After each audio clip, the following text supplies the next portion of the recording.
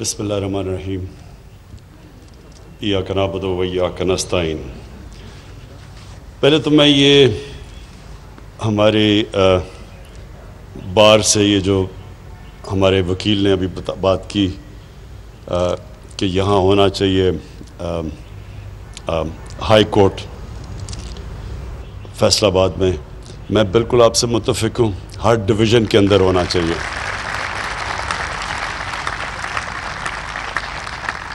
Government کی primary ذمہ داری کہ ان کی عوام کے لیے وہ سہولتیں پیدا کرے، ان کی زندگی آسان کرے، یہ ہوتی ہے گورنمنٹ کی ذمہ داری۔ تو میں تو بالکل اس میں بلیو کرتا ہوں کہ ہم ڈیوالو کریں، لوگوں کو دور دور جانا نہ پڑے، گھر بیٹھے بیٹھے ان کو چیزیں ہوں جو انشاءاللہ جو لوکل گورنمنٹ سسٹم ہم نیا لے کے آ رہے ہیں، یہ پاکستان کی تاریخ میں سب سے بہترین، سارے ہم نے اپنی ماضی کے تجربے جو لوکل گورنمنٹ کے دیکھ کے تو ایک ایسا سسٹم لے کے آ رہے ہیں کہ آپ سب کو خوشی ہوگی کہ پہلی دفعہ آپ کے جو شہر ہیں، فیصل آباد مثلاً جو شہر ہے، یہ کبھی بھی ایک ذہن میں ڈال لیں کہ ایک پروونشل ڈیولپمنٹ فنڈ سے یہ کبھی شہر ٹھیک نہیں ہو سکتا۔ نہ لاہور، اگر ہم یہ سمجھیں کہ جو ڈیولپمنٹ فنڈ پنجاب کا اس سے لاہور چلائیں گے، اگر آپ لاہور کے اوپر پیسہ خرچ کریں گے باقی پنجاب کے علاقے پیچھے رہ جائیں گے۔ ساری دنیا کے اندر جو شہر ہوتے ہیں جو کامیاب، میں آپ کو دنیا کے ماڈلز بتا رہا ہوں کہ لنڈن ہے، نیو یارک ہے، پیرس ہے، بلکہ تہران میں نے جو جا کے دیکھا، اور بلکہ اب ممبئی کے اندر بھی وہی سسٹم ہے۔ سب شہروں کے اپنے، اب وہ شہر اس طرح چلتا ہے جس طرح ایک ملک چل رہا ہے، اس کا اپنا میئر ہوتا ہے، الیکٹڈ میئر ہوتا ہے، جس طرح لنڈن کا میئر الیکٹڈ ہے، اس کی پھر پوری کیبنٹ ہوتی ہے، تو سارے لنڈن کے مسئلے لنڈن میں حل ہوتے ہیں، اور وہ پھر اپنے پیسے اکٹھے کرتا ہے۔ اب فیصل آباد جیسا شہر پاکستان کا امیر ترین شہر ہے، لیکن اس کو ڈیپینڈ کرنا پڑتا ہے پنجاب سے۔ جب گورنمنٹ سے پیسے آئیں گے تو تب سڑکیں ٹھیک کریں گی، تب ہاسپٹل بنیں گے، تب یونیورسٹی بنے گی، ایسے ماڈرن سٹیز نہیں چلتی۔ تو ہمارا جو سسٹم ہے کہ ہر شہر کا اپنا الیکشن ہوگا، میئر کا ڈائریکٹ الیکشن ہوگا، انڈائریکٹ الیکشن نہیں ہوگا کہ پہلے یونین کاؤنسل کا الیکٹ ہو پھر وہ کریں، اس کے اندر پیسہ چل جاتا ہے بدقسمتی سے، وہ پیسے دے کے وہ بن جاتے ہیں، وہ بڑا سسٹم فیل ہو چکا ہے۔ ڈائریکٹ الیکشن میئر کا ہوگا، پھر میئر اپنی کیبنٹ سلیکٹ کرے گا، اس کے اندر ایکسپرٹس ہوں گے، پانی کے ایکسپرٹس ہوں گے، اس کے اندر ایجوکیشنسٹ ہوں گے، تو وہ شہر ایک پوری طرح ایک سیلف سسٹیننگ شہر بنے گا، اور پھر اپنے پیسے اکٹھے کرے گا۔ تو اس کے لیے یہ بھی ہے کہ اتنے بڑے بڑے شہروں میں اپنا ایک ہائی کورٹ بننا چاہیے تاکہ اپنے مسئلے آپ کے یہیں حل ہو۔ اچھا جی، میں اب آپ کے سامنے فیصل آباد کے سامنے، کیونکہ آپ پاکستان کا جس طرح مینچسٹر کہتے ہیں، انشاءاللہ ایک دن مینچسٹر کہے گا کہ وہ فیصل آباد ایک شہر تھا جو ہمارے اوپر بیس ہو کے تو ہمارے سے آگے نکل گیا۔ تو آپ کو تو بس سوچنا چاہیے، سوچ بڑی، انسان کو بڑی سوچ رکھنی چاہیے۔ دیکھیں، پہلے تو میں آپ کو اپنی پالیسی بتا دوں کہ میں کیا سمجھتا ہوں کہ ملک کے لیے کیا پالیسی ہونی چاہیے، اس ملک کو ہم نے کیسے اٹھانا ہے۔ اس وقت تو ہم نے یہ سوچنا نا کہ ایک پاکستان جس کے اوپر تاریخی قرضے چڑھے ہوئے ہیں، پاکستان کی تاریخ میں جو ہمیں 2018 کا پاکستان ملا، پاکستان کی تاریخ میں کبھی اتنا زیادہ قرضہ ملک پہ اندرونی اور بیرونی کبھی اتنا قرضہ نہیں چڑھا ہوا تھا، کبھی اتنے بڑے خسارے نہیں تھے۔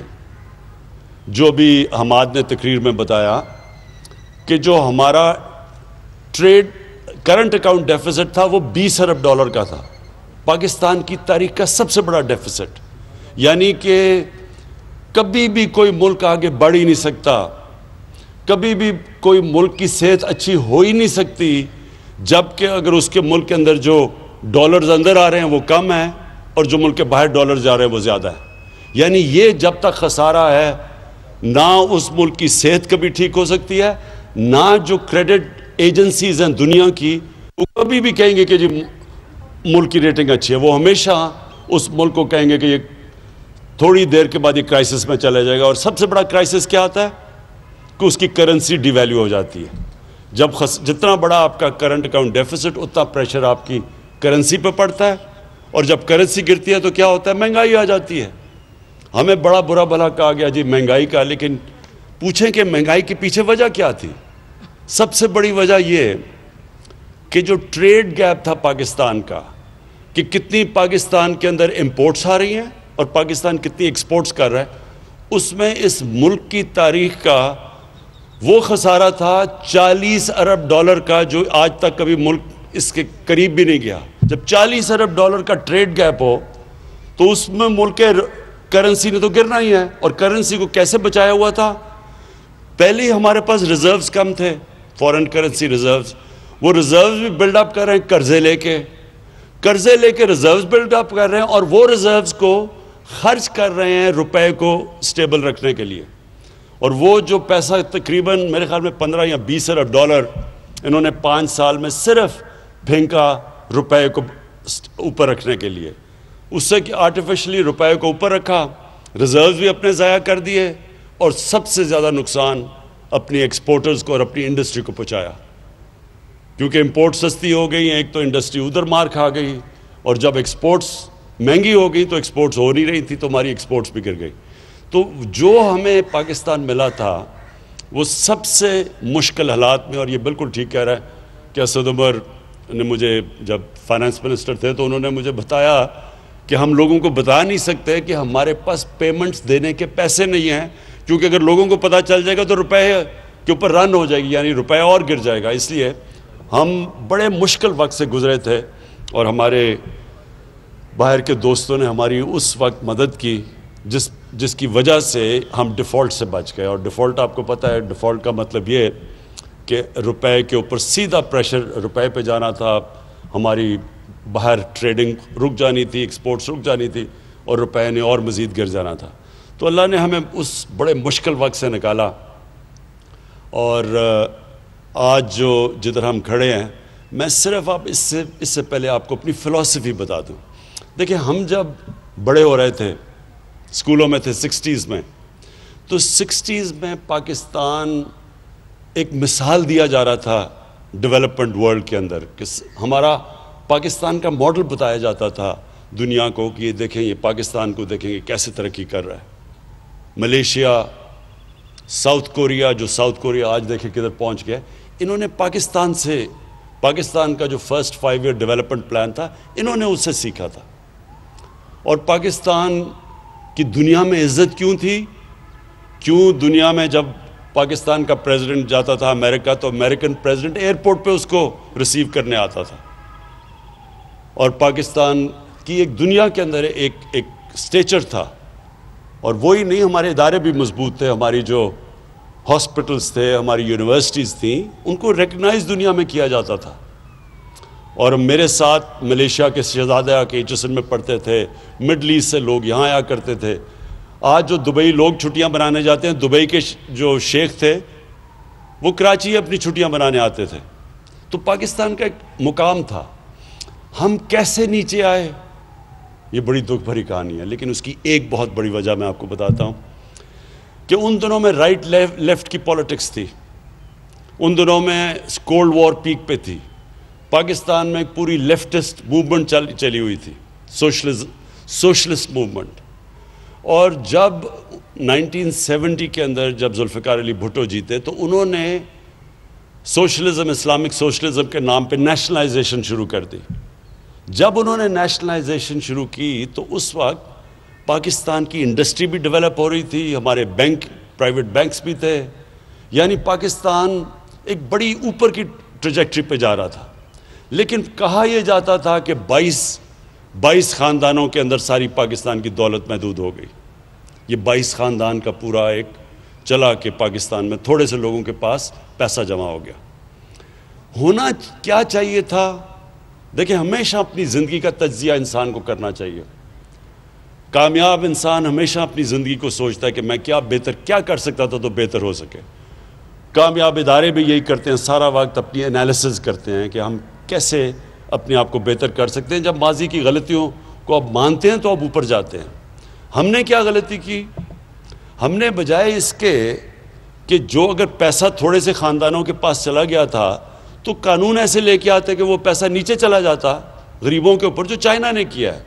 چائنا نے جیسے جیسے پچھلے 30 سال میں انڈسٹریلائز ہوا اور ان کی دولت بڑھتی گئی تو انہوں نے وہ پیسہ استعمال کیا لوگوں کو غربت سے نکالنے کے لیے.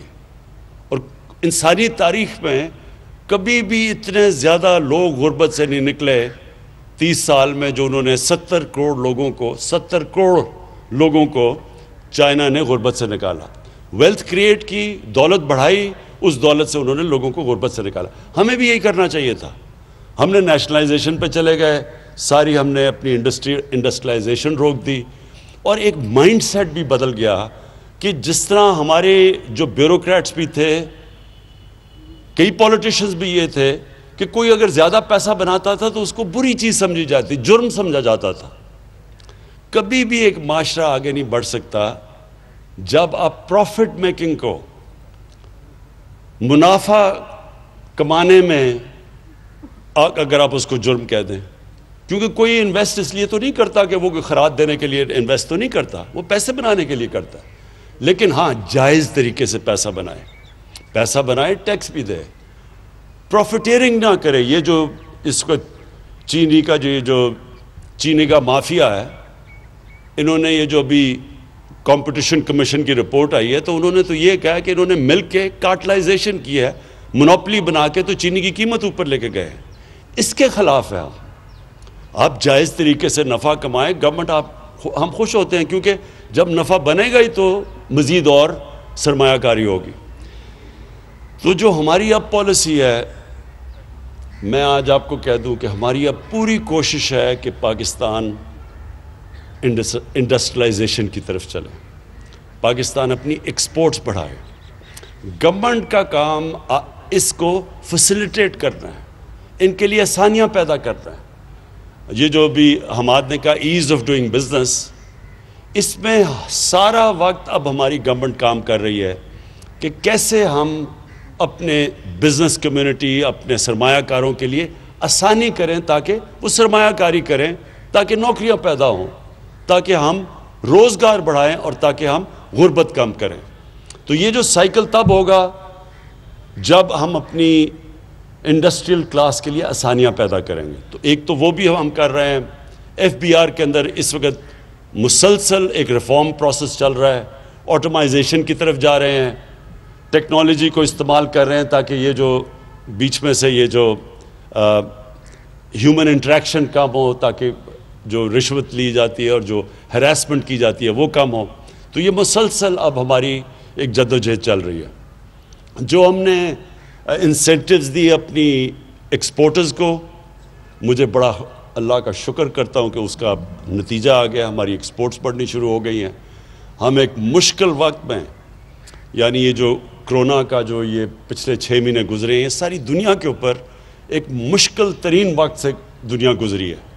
اس سے اللہ کا کرم ہے کہ ہم نے جو فیصلے کیے اس مشکل وقت میں، ہم نے اپنے غریب لوگوں کو بھی بچا لیا، یعنی بچا لیا بنسبت باقی ملکوں میں جو ہو رہا ہے، جو ہندوستان میں ہو رہا ہے. اس وقت ہندوستان میں غربت بڑی تیزی سے اوپر گئی ہے. ہم نے جو فیصلے کیے اس سے ہم نے اپنے غریب لوگوں کو بھی بچا لیا، اور اس کے علاوہ ہم نے اپنی انڈسٹری کو بچا لیا، ایکسپورٹرز کو بچا لیا. اور یہ ہمارے فیصلے اس لیے بہتر ہو گئے کہ مسلسل ہم نے بیلنس کرنا تھا کہ ایک طرف لوگوں کو کرونا سے بھی بچانا تھا، دوسری طرف اپنے ملک کو بھی بچانا تھا، اپنی معیشت کو بھی بچانا تھا، اپنے انڈسٹری کو بھی بچانا تھا. تو یہ اس کے لیے میں اپنی ٹیم کو خراج تحسین پیش کرتا ہوں.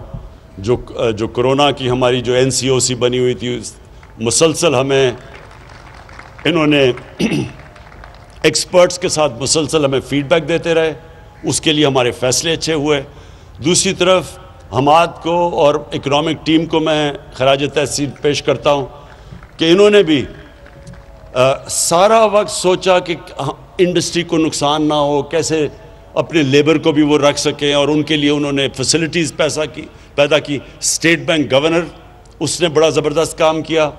مسلسل کوشش کرتے رہے، میٹنگز ہماری ہوتی رہی، ہم اپنی بزنس کو، اپنے لیبر کو بچاتے گئے.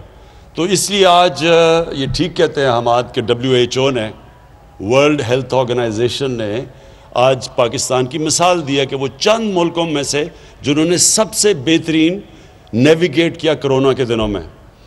ویسے میں یہ ضرور کہہ دوں کہ ابھی ایک سیکنڈ ویو آ رہا ہے، ہم دیکھ رہے ہیں کہ کیسز پھر سے بڑھ رہے ہیں، اور اس لیے آج ہم نے یہ باہر چھوٹی فنکشن کی اور 300 لوگوں سے زیادہ فنکشن نہیں ہے، اور میں جنہوں نے نہیں ماسک پہنے ہوئے میں سب کو کہوں گا کہ پلیز یہ ماسک پہنیں، کیونکہ یہ اللہ نے ایک دفعہ ہمیں بچا لیا ہے۔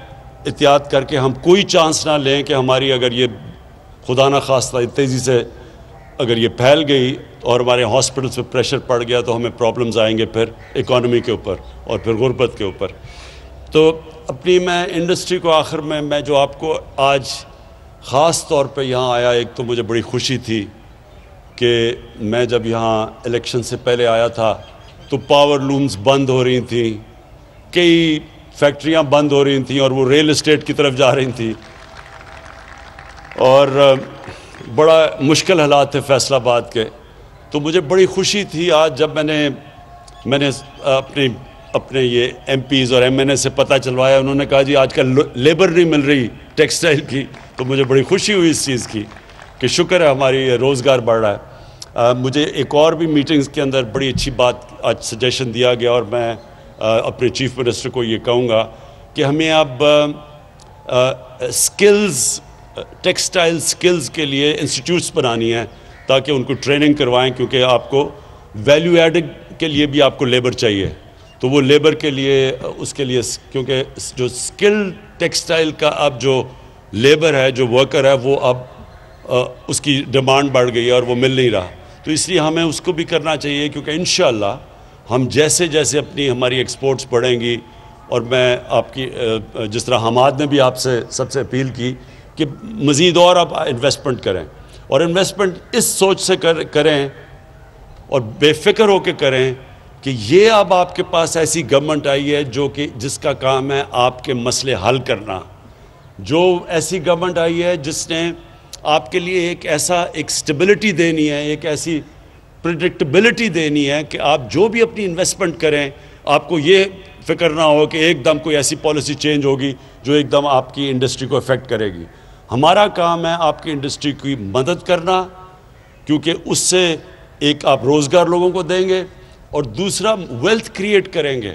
ملک میں جتنی آپ دولت بڑھتی جائے گی، ملک میں آسانی ہوگی اپنے قرضے واپس کرنے میں۔ ہمارے اوپر ایک تو قرضوں کا پہاڑ چڑھا ہوا ہے، اور وہ تب ہی ہم اتار سکیں گے جب انڈسٹریلائزیشن ہوگی اور جس سے ویلتھ کریشن ہوگی، پیسہ آئے گا ہی تو ہم قرضے واپس کریں گے۔ تو اس لیے ہماری یہ پالیسی ہے کہ ہم آپ کو پوری طرح سپورٹ کریں گے، فیسیلیٹیٹ کریں گے، آپ کے لیے آسانیاں پیدا کریں گے۔ فیصل آباد وہ شہر ہے جو کہ پاکستان کی انڈسٹریل سٹی ہے، جس کے لیے انشاءاللہ آپ دیکھتے رہیں گے کہ ابھی سی ایم پنجاب سے بھی بات ہو رہی تھی کہ آپ کے لیے آپ کی سڑکوں کا جو بھی حال ہے اس کو انشاءاللہ اس میں بھی انویسٹ کریں گے۔ کراچی ہمارا ہے، اس کے لیے ہم نے بڑا پیکج تیار کیا ہوا ہے، کیونکہ یہ نہیں کہ فیصل آباد نے مجھے ووٹ دی اور کراچی نے مجھے ووٹ دی، اس وجہ سے نہیں، کیونکہ آپ پاکستان کے انڈسٹریل ہبز ہیں، آپ اوپر جائیں گے تو پاکستان اوپر جائے گا۔ تو اس لیے ہماری پوری کوشش ہے آپ کی مدد کرنے کے لیے۔ وہ اور بات ہے کہ آپ میں ماشاءاللہ اتنا شعور تھا کہ آپ نے صحیح پارٹی کو ووٹ دے دی، لیکن اس کے باوجود ہم اس لیے کریں گے کیونکہ ہماری اس وقت انڈسٹریلائزیشن، یہ 1960s کے بعد یہ پہلی دفعہ وہ گورنمنٹ آئی ہے جس کا مین پالیسی، اس کا فیصلہ کیا ہوا ہے ہم نے کہ ہم نے پاکستان کو انڈسٹریلائز کرنا ہے۔